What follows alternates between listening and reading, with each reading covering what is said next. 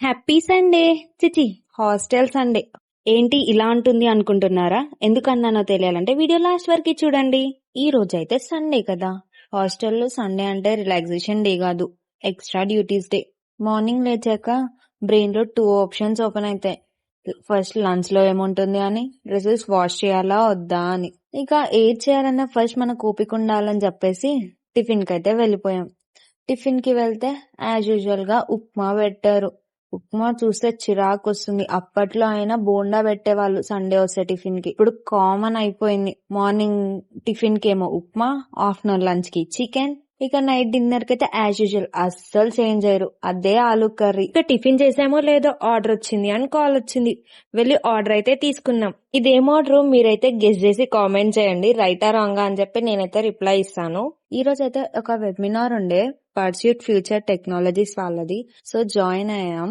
ఇక తర్వాత as usual lunch dinner, ఇక డ్రెస్సెస్ వాషింగ్ అయితే కంపల్సరీ. ఇక మనం దీన్నే వర్కౌట్ అనుకుంటే అయిపోద్ది, ఎట్లా జిమ్ ఫీజ్ సేఫ్. జోక్ చేస్తున్నా.